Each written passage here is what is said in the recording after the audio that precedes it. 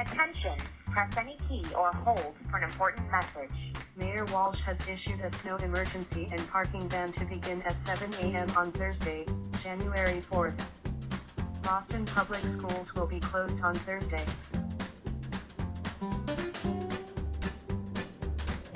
So it's a snow day. Last year when we had a big snowstorm, I did a snow day vlog and it was kind of fun. I don't really do vlogs that often because I'm really lazy about like putting them together, though I wanted to do one today again because yeah, it seemed like it was in keeping with last year's snow day vlog theme. I don't really get snow days. Basically what happens is that there's a whole Boston-wide freak out over the snow. The campus technically closes down, but like really what has to happen is my advisor has to email everyone and be like, hey you guys, please don't die. If you don't need to come into lab, don't do it. And that's when we all are like, oh right, it's okay for us to not go to lab. Except this year, it's okay for me to not go into a lab a lot because I am just writing all the time. So most of the time I'm working from home anyway. Now I am working on my dissertation because my written dissertation is due in less than a week. And I don't know what I'm doing because for some reason I'm really calm about it even though I'm not done, and that freaks me out more than if I were nervous because somehow feeling relaxed about a thing seems wrong. So today I'm just going to be working on my thesis. I'm also going to do a little bit of a Q&A later. I posted late last night on Twitter just like a call out for some questions as well as on Instagram. So if you wanted to ask questions and you missed out on it, don't worry. I'm going to probably do another Q&A like later in the year. Yeah, let's see how this day goes. This is my new bullet journal, by the way. It's a Masaryko notebook. It's relatively simple. There's a built-in kind of like yearly overview and monthly stuff, and then the rest that I asked for was just plain notebook paper. This was actually a Christmas gift that I asked for, and part of the reason why I wanted it is just because I wanted to revert to something a little bit simpler notebook-wise. This was my bullet journal for last year, the Hobonichi Techo Cousin. This is a really nice planner. I actually really recommend it, even though I'm not using it this year. It has some really great spreads. It has like these weekly spreads that like you can use to like lay out your schedule. It has monthly spreads. It has also those yearly overviews too, but it also has basically all of the days of the year, and I use that for a lot of my bullet journaling for the year. The reason why I wanted to move back to something a little bit plainer though was just because I wanted a notebook that was a little bit smaller so that I could kind of phase through it quickly and not feel bogged down by a huge notebook, and so that I could also get back to making some more layouts of my own. I also just like the design a lot. I like these colorful monthly spreads. I'm not huge on some of these illustrations on the beginning that I think are just kind of meant to be cute, but I think part of it is just because they have Coco Chanel, and I have like a huge resentment about Coco Chanel and like her continuing lionization because she was a Nazi spy. And what I've been doing since I started working on my thesis is actually this spread that just like kind of outlines different tasks that I have so I can keep track of them as well as the dates that I've completed those tasks. The other thing I've been doing is just using the Pomodoro method to get work done, which whenever I am overwhelmed has been really helpful.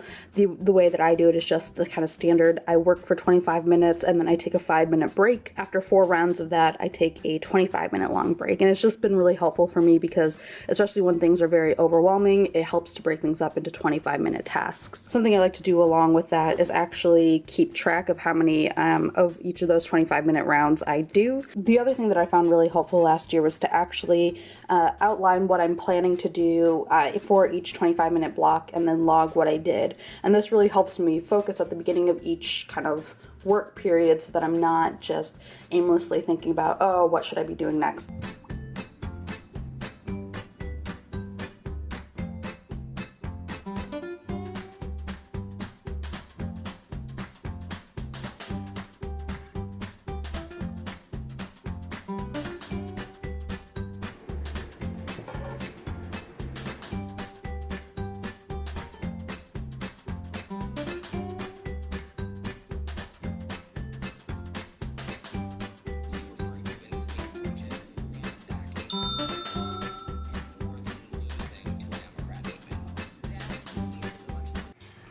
if I look at all upset to you right now, which I don't know if I do, my cat's pretty sad too, but he's just hungry.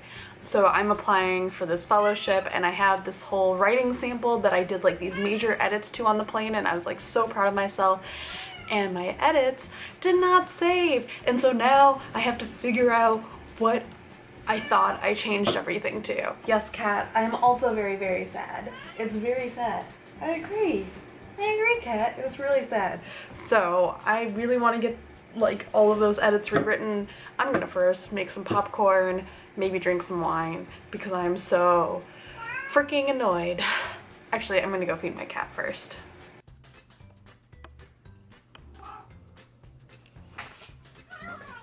No, what's wrong?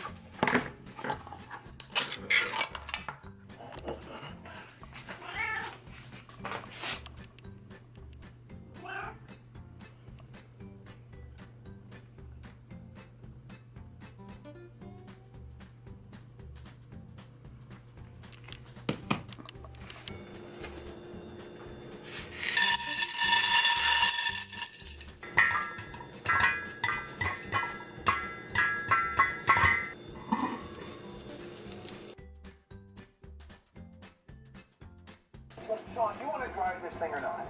Okay, so I've had some popcorn, I've watched some TV, I've kind of shed some internal tears about this whole not saving important documents thing that's going on in my life right now, but let's just get into the Q&A. So again, if you were hoping to ask me questions at some point, don't feel bad about missing this Q&A. It was, like I said, very last minute. I will probably do one again in a few months if there's interest. So let me know down below if you were hoping to ask me questions, and I will make sure to do another Q&A in the next few months. First question is, what romances do you want to read in 2018? There are two new romances coming out that I'm particularly excited for because they are coming from writers who I already know I love. The first is Hurts to Love You by Alicia Ray, and the next is Wicked and the Wallpaper by Sarah McLean. So Alicia Ray and Sarah McLean, I feel like I brought them both up frequently on this channel as romance writers that I really love. Sarah McLean does a lot of kind of Regency, historical era sort of romances, and I think she just always does exciting sort of feminist, like, not bent, like feminist theme heavy romances, but I just really like, I find her romances to be really fun to read. Alicia Ray, I think, is maybe becoming my favorite romance writer. Hurts to Love You is going to be, which is coming out in March, which I'm really excited about. It's going to be the third book in her Forbidden Heart series, and this series has been so good. I am so excited about it. It's about these two families that were like once really, really good friends, but that were kind of torn apart by this big tragedy, and it has a lot of other sort of really compelling elements to it. One of the families is Japanese, and a sort of a whole basis of the friendship between these families was like a few generations ago when the Japanese family was sent to an internment camp. These families formed like a really close, trusting bond, and so it's really like seeing how the tragedy actually kind of like breaks that bond and how they're sort of mending it over the course of the series. It's just really, really just so angsty and good. The next question is, what got you into reading romance? And I'm not actually really sure. I remember when I started getting really into romance, it was like probably during college, and I think that the first writer I got really into was Elizabeth Naughton. She had this cool paranormal fantasy series that I actually kind of dropped out of though, because over time I got a little bit bored with it.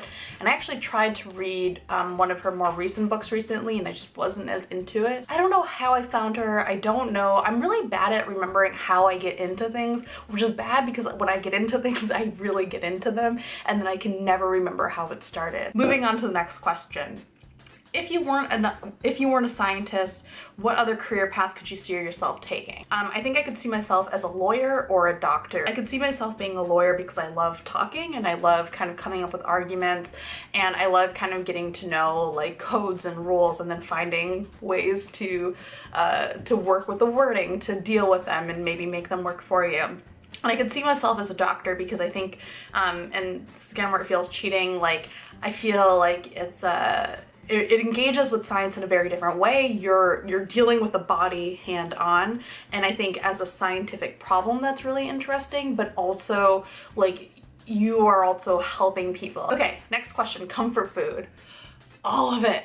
All of the food. Just give me all the food except papayas, olives, What else do I hate? I think those are the two big ones. So if I'm gonna pick a comfort food, it's probably, if it's savory, maybe like pork buns, like Chinese pork buns I really like. If it's something sweet, I think probably there's this Indian dessert called Kaju Katli. It's just like a cashew dessert, and that I really love. Okay, next question is celebrity crush. I think I like rotate my celebrity crushes because I feel like that's the best defense mechanism against the fact that they'll inevitably disappoint you. I think right now my celebrity crush is probably Taika Waititi, the director of the most recent Thor movie, just because it's so good and he is so charming in all of his interviews and his outfits are pretty amazing. So next question is favorite comedic show. Right now I am on a Psych binge thanks to the fact that Amazon has put all of the seasons on Prime. So if you were someone who was really sad that they were taking down from Netflix, but you have an Amazon Prime subscription, go check it out. I love Psych so much because it's just tons of fun, it's really silly, and it's also one of the few shows that I've been able to get my husband to watch. The next set of questions comes from like one of my friends from grad school, which is why they are kind of like mildly trolly. The first one is, how many committee members do you think will actually read your thesis 2 days before your defense? So I have 5 people on my committee. One of them is my advisor, so he's already read it because he's read the manuscript that's like serving as the basis for most of my thesis. I'm not gonna name the rest of these people in case they happen to watch this video, but maybe, probably the abstract, yes, and I think so. What snacks will I have at my defense? I don't know yet, Michelle. You'll find out. Next question, do you need help with snacks? Probably, I will let you know. Next question, what strategies do you have for clipping your cat's claws? Where's my cat? My cat is back there. I don't have a strategy. I kind of just take him to the vet and he's so frozen with terror that his claws finally get clipped. I can sometimes sort of burrito him with a blanket and he'll let me clip them. Okay, last 2 questions.